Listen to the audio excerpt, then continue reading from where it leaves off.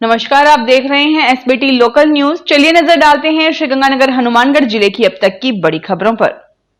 श्रीगंगानगर में आज सोमवार प्रातः 8 बजे नाला सफाई और अतिक्रमण हटाओ अभियान की शुरुआत की जाएगी। अभियान की शुरुआत बिरबल चौक से की जाएगी। स्थानीय विधायक जयदीप बिहानी की घोषणा के अनुसार इस अभियान की शुरुआत हो रही है। गत दिनों विधायक सेवा केंद्र में गठित 11 सदस्यीय कमेटी की बैठक में ये निर्णय लिया गया। अब देखना यह है कि इस अभियान में जनता का सहयोग मिलता है या विरोध होता है, क्योंकि नाला सफाई के लिए दुकानों मकानों के अतिक्रमण तोड़ने होंगे। नालों के ऊपर जगह जगह लोगों के अतिक्रमण है, इन अतिक्रमण को हटाया जाना जरूरी है। श्रीगंगानगर में रोडवेज कर्मचारियों ने लोक परिवहन बस कर्मियों द्वारा की गई मारपीट के विरोध में हड़ताल कर दी। इससे बस स्टैंड पर यात्री परेशान हुए। घटना शनिवार की है, जब कैंचिया में लोक परिवहन बस कर्मियों ने रोडवेज के ड्राइवर, कंडक्टर और यात्रियों के साथ मारपीट की। जस्सा सिंह मार्ग पर रोडवेज चीफ प्रबंधक विनोद चौधरी के साथ बदसलूकी कर उनके कपड़े फाड़ दिए गए।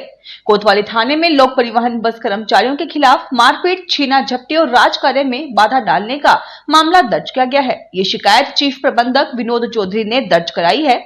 रोडवेज कर्मचारियों ने अपनी सुरक्षा की मांग की। एसटीएम कोतवाली थानाधिकारी और डीटीओ ने मौके पर पहुंचकर स्थिति संभाली। दोनों पक्षों के बीच समझौता हुआ।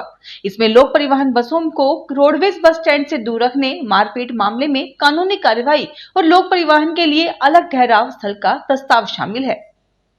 राजस्थान क्रिकेट एसोसिएशन की एडहॉक कमेटी ने एक बार फिर पूर्व एडहॉक कमेटी के फैसले में बड़ा बदलाव किया है।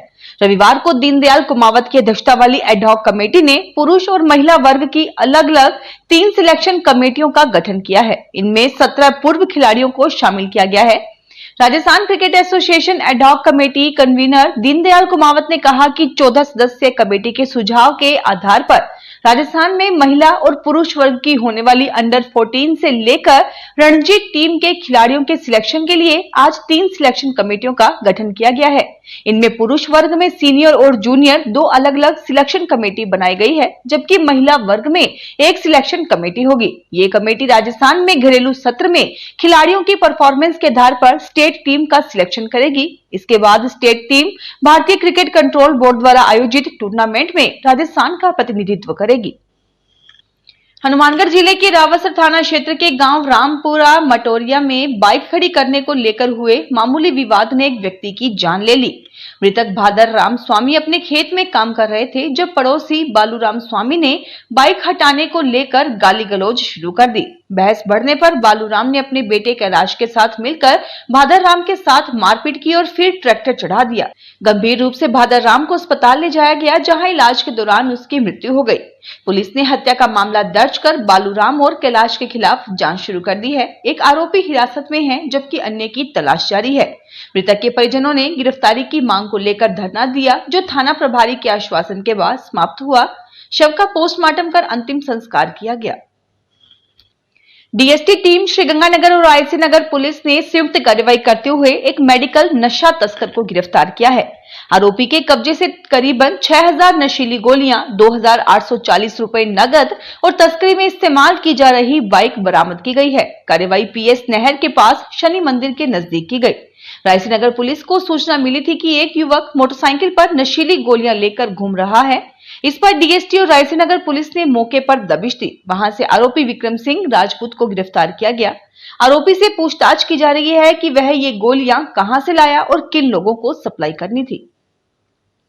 हनुमानगढ़ में आगामी मानसून को देखते हुए जिला प्रशासन सतर्क हो गया है। जिला कलेक्टर डॉक्टर खुशहाल यादव ने वीडियो कॉन्फ्रेंसिंग के जरिए अधिकारियों को जल भराव से निपटने के लिए पुख्ता तैयारियां करने के निर्देश दिए। उन्होंने सभी एसडीएम, तहसीलदारों और नायब तहसीलदारों को मुख्यालय नहीं छोड़ने के निर्देश दिए हैं। कलेक्टर ने जल भराव वाले क्षेत्रों का सही आकलन कर जनप्रतिनिधियों से चर्चा और स्थल निरीक्षण के बाद रिपोर्ट बनाने को कहा।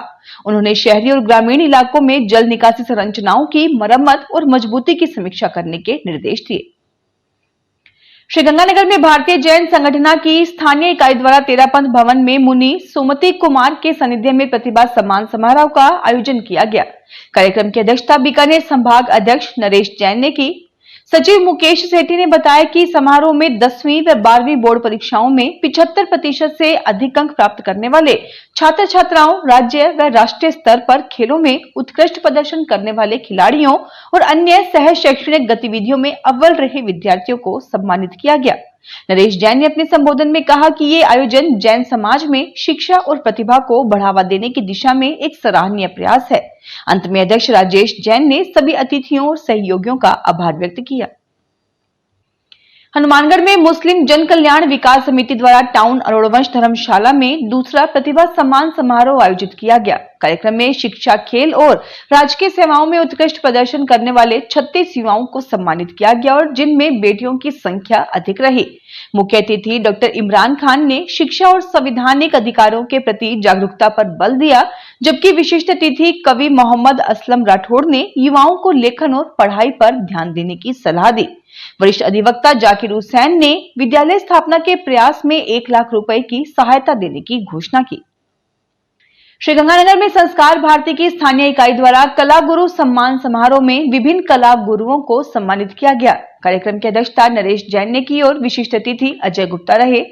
संगीत में डॉक्टर पंकज शर्मा, साहित्य में मनीराम सेतिया, निकुंज, नृत्य में सागर भाटी, चित्रकला में डॉक्टर सोनिया कंसल तथा नाट्य विद्या में सेनापति नारंग व अमरिंदर सिंह शिल्पी को सम्मानित किया गया। विद्यार्थियों द्वारा सांस्कृतिक प्रस्तुतियों ने समा बांध दिया। लॉयंस क्लब श्रीगंगानगर मेन द्वारा चैताली एनक्लेव कॉलोनी में पौधारोपण कार्यक्रम आयोजित किया गया। क्लब अध्यक्ष नौरंग राय गर्ग के नेतृत्व में ट्री गार्ड सहित पौधे लगाए गए। इस अवसर पर विनोद सेठी, सुशील बांटिया, आशीष जैन, रमेश बंसल, दीपक शेरेवाला सहित कई सदस्य मौजूद रहे। शैलेंद्र साहू ने पर्यावरण संतुलन और जैव विविधता में वृक्षों की भूमिका पर बल देते हुए क्लब के प्रयासों की सराहना की। आशीष अरोड़ा ने सभी से कम 1 पौधा लगाने का आह्वान किया। श्रीगंगानगर की एसएन सुपर स्पेशलिटी हॉस्पिटल और नगर पालिका सादुल शहर के संयुक्त तत्वाधान में रविवार को सादुल शहर में निःशुल्क परामर्श शिविर आयोजित किया गया। शिविर में blood pressure, blood sugar, ECG, liver जांच और हड्डियों की जांच सहित लगभग 250 से अधिक मरीजों की निःशुल्क जांचें की गई। शिविर में डॉक्टर अनिल गुलानी, डॉक्टर आशीष राय बिश्नोई, डॉक्टर विपुल अहीर, डॉक्टर हर्षा सिंह दांगी, डॉक्टर कविता चौधरी और डॉक्टर उर्मिला जांगड़ ने सेवाएं दी। कार्यक्रम में नगर पालिका अध्यक्ष कांता खीचड़, पूर्व अध्यक्ष प्रदीप खीचड़, वरिष्ठ फिजिशियन डॉक्टर बीबी गुप्ता सहित कई पार्षद उपस्थित रहे। श्रीगंगानगर की महावीर कॉलोनी स्थित पावन धाम मंदिर में श्रावण माह के आज दूसरे सोमवार को सायं 7:15 बजे भोले बाबा की विशेष आरती शंख, नगाड़ों, ढोल और डमरू की ध्वनि के साथ की जाएगी। आरती के पश्चात श्रद्धालुओं को साबूदाने की खीर का प्रसाद वितरित किया जाएगा। सुबह 4 यजमानों द्वारा महारुद्राभिषेक किया गया, जिसमें मंदिर समिति ने संपूर्ण पूजन सामग्री उपलब्ध करवाई। इसके बाद श्रद्धालुओं को ठंडाई का प्रसाद भी दिया गया।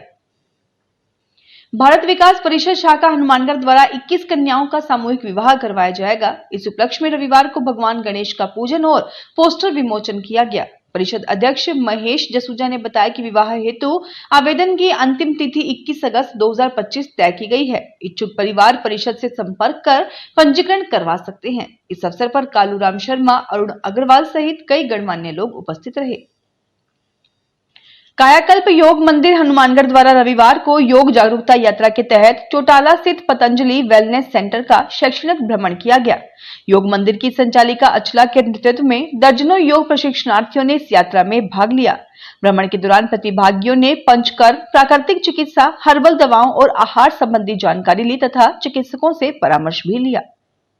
तो ये थी आज की बड़ी खबरें। कौन सी खबर आपको सबसे जरूरी लगी कमेंट में जरूर बताएं। और हाँ, अगर आपको हमारा बुलेटिन पसंद आया हो तो वीडियो को लाइक करें, अपने दोस्तों से शेयर करें और चैनल को सब्सक्राइब करना ना भूलें। फिर मिलेंगे नई खबरों के साथ। धन्यवाद।